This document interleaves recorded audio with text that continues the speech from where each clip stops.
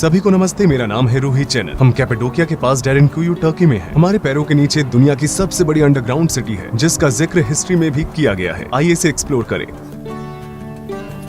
1960 के दशक की शुरुआत में एक आदमी अपने घर को रेनोवेट कर रहा था। जब उसने अपने घर की दीवार को तोड़ा तो उसने देखा कि ये रास्ता एक रहस्यमय कमरे की ओर जाता है और उसके बाद उसने सुरंगें भी देखी। फिर उसने अपने हाथ में टॉर्च पकड़ी और छानबीन करना शुरू किया। छानबीन करने के दौरान उसे समझ आया कि ये सुरंगें और भी आगे जाती हैं। उसे ये नहीं पता था कि ये जगह दुनिया की सबसे बड़ी अंडरग्राउंड सिटी है। यहाँ पे रहने की जगह है, सप्लाई रूम्स हैं, बेशक जानवर भी हैं। इसलिए यहाँ अस्तबल, मिशनरी स्कूल, एक चर्च, व्हाइट हाउस और एक बड़ा सा कब्रिस्तान भी है। तो सवाल ये उठता है कि ये लोग सांस कैसे लेते हैं। यहाँ पर इस तरह की वेंटिलेशन स्पेस है, लेकिन इसे रेस्टोरेशन के दौरान बंद कर दिया गया था। एक शेल्टर इधर, एक उधर। ऐसा कहा जाता है कि इस अंडरग्राउंड सिटी में एक साथ 20,000 लोग रह सकते हैं। और ये किचन एरिया, ये जो आप देख रहे हैं, उसे तंदूरी कहा जाता है, एक पारंपरिक अनातोलियन फ्लोर फर्नेस। वे यहाँ अपनी रोटी चिपकाते थे और अपना मांस पकाते थे। यहाँ पर 2 कड़ाही भी हैं। बेशक यहाँ एक चिमनी है जिसकी मदद से धुआं बाहर निकलता है, वो चिमनी है। आप ऊपर देख रहे हैं, ऊपर आप धुएं के धब्बे देख सकते हैं। लोग रात में खाना बनाया करते थे ताकि उन पर किसी का भी ध्यान न जाए। जाहिर सी बात है कि रात में धुआं दिखाई नहीं देता है। हर एक परिवार के पास अपना खुद का किचन नहीं था। वे सभी इस कॉमन एरिया का इस्तेमाल करते थे। इन हॉलों में, जैसा कि आप देख सकते हैं, वे अपना खाना रखते थे, जैसे कि जौ या गेहूं। AD 30 के बाद जब यीशु मसीह ने भविष्यवाणी की थी तो पहले तो ईसाई आसानी से अपने लिए कोई सुरक्षित जगह ढूंढ नहीं पाए। वे खतरे में थे। दूसरी सेंचुरी में ये ईसाई अंतक्य काइसेरिया आए और फिर यहाँ पर आए। बेशक वे अंडरग्राउंड होकर आक्रमणकारियों से छिपना जानते थे। ये मजबूत पत्थर जिन्हें आप देख रहे हैं, वे ज्वालामुखी से बने हुए हैं। अब ये बहुत सख्त हो गए हैं, क्योंकि ये जब हवा के कांटेक्ट में आते हैं तो ये सख्त हो जाते हैं। हालांकि अगर आप इस लेयर को खोदेंगे तो आप देखेंगे कि दूसरी, तीसरी या गहरी लेयर्स बहुत सॉफ्ट है। और इन पत्थरों को खोदकर उन्होंने यहाँ एक अंडरग्राउंड सिटी का निर्माण किया। ये 150 या 160 के दशक की बात है। यीशु के जन्म होने के बस कुछ ही समय बाद उनके कुछ दादा दादी ने शायद यीशु मसीह को देखा भी होगा। रोमन साम्राज्य आइडोलेटर्स थे और उस समय वे ईसाइयों को अपने साथ नहीं रखना चाहते थे। उस समय साम्राज्य उनके प्रति बहुत क्रूर था, इसलिए फिर इन ईसाइयों ने अंडरग्राउंड होकर अपने धर्म की रक्षा की। हो सकता है कि अगर ये ईसाई यहाँ नहीं छिपते तो शायद आज ईसाई धर्म नहीं होता। इस रहस्यमय अंडरग्राउंड सिटी में इंसानों के जीवित रहने के लिए जिस भी चीज की जरूरत थी वो यहाँ पहले से ही मौजूद थी। लेकिन यहाँ गहराई में क्या है?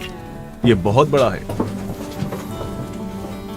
यहाँ भी एक वेंटिलेशन हॉल है, लेकिन रेनोवेट करने के दौरान इसे बंद कर दिया गया था। वास्तव में ऐसी कई सारी अंडरग्राउंड सिटी हैं जिनमें लोग छुप छुप कर रहते थे। कहा जाता है कि इस एरिया में लगभग 150 से लेकर 200 अंडरग्राउंड सिटी हैं। अब यहाँ एक और अंडरग्राउंड सिटी है, कायमाकली अंडरग्राउंड सिटी। हम इस समय डेरेनकुयू में है। ऐसा कहा जाता है कि ये दोनों अंडरग्राउंड सिटी एक दूसरे के साथ जुड़ी हुई है। ये 4.2 मील या 7 किलोमीटर की सुरंग सीधे कायमकली से जुड़ी हुई है। इन सुरंगों के जरिए अंडरग्राउंड सिटीज एक दूसरे से जुड़ी हुई है। अनातोलिया के नीचे कई सारे शहर है। ये पत्थर जो आप देख रहे हैं, उसका इस्तेमाल सुरंग को बंद करने के लिए किया जाता है जब स्थिति ठीक नहीं होती है, ताकि दुश्मन के सैनिक यहाँ से आगे नहीं बढ़ सके। मैं इन पत्थरों के बारे में बाद में बात करूंगा। चलिए आगे बढ़ते हैं। हम बेशक ऐसी जगहों पर जाना चाहते हैं जहाँ आम लोग जाने में आलस करते हैं। हम जितनी ज्यादा जगहें देखेंगे उतनी ही ज्यादा चीजें हम सीखते हैं। यहाँ पर बहुत सर्दी है। यहाँ का तापमान लगभग 20 डिग्री सेल्सियस है। यहाँ गर्मियों में सर्दी होती है और सर्दियों में गर्मी होती है। जरा सोचिए, उस दौरान दूसरी या तीसरी सदी में लोग यहाँ रहते थे। बेशक अब हम फ्लैशलाइट का इस्तेमाल करते हैं, लेकिन उनके पास फ्लैशलाइट नहीं हुआ करती थी और वे सिर्फ अंधेरे में मोमबत्तियों के जरिए अपना रास्ता तय करते थे। उस समय की स्थिति के बारे में सोचे। कई दिनों और हफ्तों तक लोग इसी चिंता में रहते थे कि कहीं दुश्मन न आ जाए। और हम यहाँ नीचे थोड़ा सा क्लॉस्ट्रोफोबिक महसूस कर रहे हैं। आइए देखते हैं कि ये रास्ता कहाँ तक जाता है। चलिए इसे फिल्म करते हैं। ये रहा मेरा कैमरा। मैं इसे इस तरह शूट करूंगा। बेशक ये बंद था। ये कायमाकली जाने वाली 4.3 मील की सुरंग का रास्ता था। चलिए मैं आपको दिखाता हूँ कि यहाँ पर हवा इतनी साफ क्यों है। 180 फीट या 55 मीटर की हवादार चिमनी जो बाहर से जुड़ी हुई है, उसके नीचे पानी का कुआं हुआ करता था। क्योंकि ये ऑक्सीजन लेने का साधन था, इसलिए लगभग इसके चारों ओर सारे कमरे बनाए गए थे। यहाँ पर रह रहे लोग इस जगह पर पानी पीने और ताजी हवा लेने आते थे। दुश्मन किसी एक वेंटिलेशन पॉइंट को बंद न कर दे, इसलिए 10 से भी ज्यादा वेंटिलेशन वाली चिमनियां बनाई गई थी। अंडरग्राउंड सिटी की गहराई लगभग 280 फीट या 85 मीटर है। मॉडर्न बिल्डिंग्स में एक सामान्य रहने की जगह 2.5 मीटर होती है और रहने की जगहों के बीच की दीवारों की थिकनेस 1.5 मीटर होती है। अगर आप हर एक मंजिल की कुल ऊंचाई को 5 मीटर मानेंगे तो आप इस जगह को 17 मंजिल के बिल्डिंग के रूप में सोच सकते हैं, जिसे अंडरग्राउंड बनाया गया था। क्योंकि यहाँ की मंजिलों के बीच पत्थरों की थिकनेस बहुत ज्यादा है, इसलिए 85 मीटर में सिर्फ 8 मंजिल ही है। यहाँ जानबूझकर सुरंगों को पतला बनाया गया है ताकि दुश्मन यहाँ से गुजर न सके। मेरा मतलब है कि कोई भी सैनिक हथियार लेकर इसे आसानी से पार नहीं कर सकता है। यहाँ पर एक स्लाइडिंग डोर है। इसे रेनोवेशन के दौरान ठीक किया गया था। अगर दुश्मन आता है तो ये टाइल सीधे चौथी मंजिल पर चली जाएगी। ये स्लाइडिंग डोर दुश्मन को नीचे जाने से रोकने में मदद करेगा। ये 660 पाउंड या 300 किलो का दरवाजा है और इसमें यहाँ पर एक छेद है। अब सुरंग की ऊंचाई लगभग 8 फीट या 2.5 मीटर है, लेकिन आप देखेंगे कि ये और भी छोटी होती जाएगी। हम चौथे फ्लोर पर जा रहे हैं, यहाँ पहुँच गए। बात करने के लिए यहाँ पर एक छेद है। फ्लोर्स के बीच 10 इंच या 25 सेंटीमीटर डायमीटर वाले कम्युनिकेशन होल्स होते हैं। मेरे ख्याल से ये दूसरे फ्लोर तक जाता है। अगर आप कुछ कहते हैं तो ऊपर वाले फ्लोर्स पर रहने वाले लोग आपको सुन पाएंगे।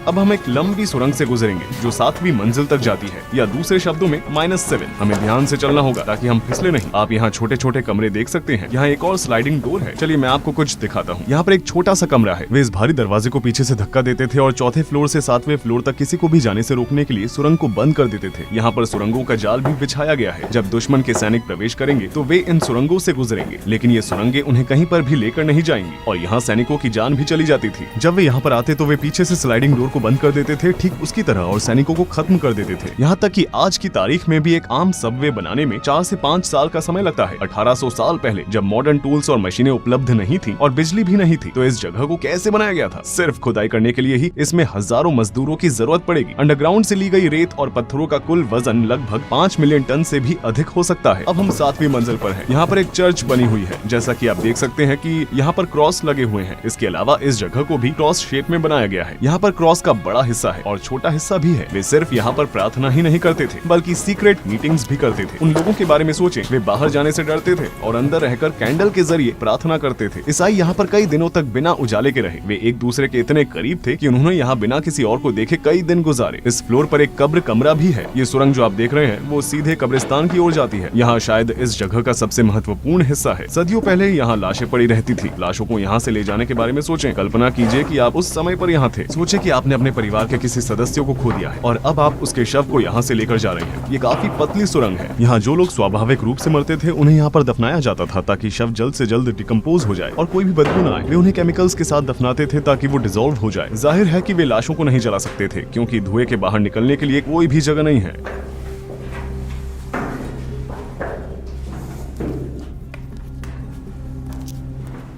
लगता है कि ये रास्ता कहीं जाता है, लेकिन ये कहीं नहीं जाता। ये बंद है। शायद यहाँ पर वो केमिकल्स और टूल्स रखे जाते थे जिसकी मदद से शवों को डिकम्पोज किया जाता था।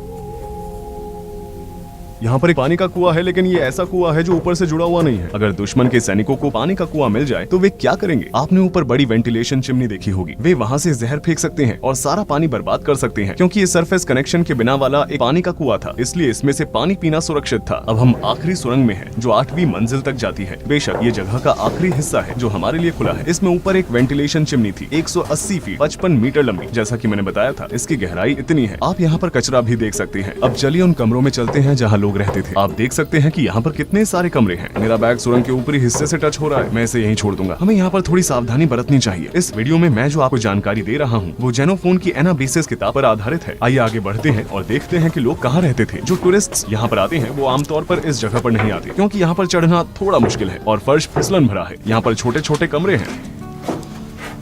यहाँ पर एक परिवार रहा करता था। जरा उनके बारे में सोचें। वे यहाँ पर रहकर बाहर मौजूद दुश्मन से डरते थे। यहाँ पर भी एक परिवार रहता था।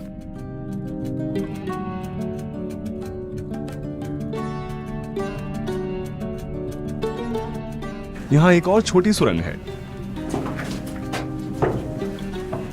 ये कहाँ जाती है?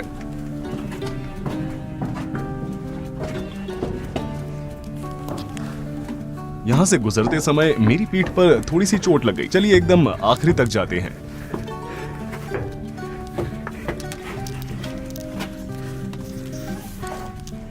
ये बंद है। चलिए नीचे चलते हैं।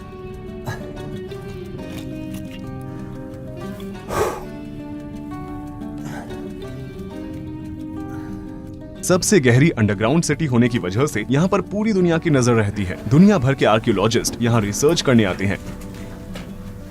यहाँ पर एक बड़ा दरवाजा है। ये छेद जो आप देख रहे हैं ये इसलिए है ताकि जान सके कि दरवाजे के पीछे कौन है, या फिर इसका इस्तेमाल तीर चलाने या भाला फेंकने के लिए किया जाता था। हम इस वक्त खलिहान यानी बान में हैं। यहाँ जानवर हुआ करते थे। ये छोटे छोटे छेद हैं जहाँ जानवरों को बांधा जाता था। वे यहाँ अपने जानवरों को बांधा करते थे। ये वो जगह है जहाँ जानवर पानी पीते थे या खाना खाते थे, और यहाँ पर गर्द भी है।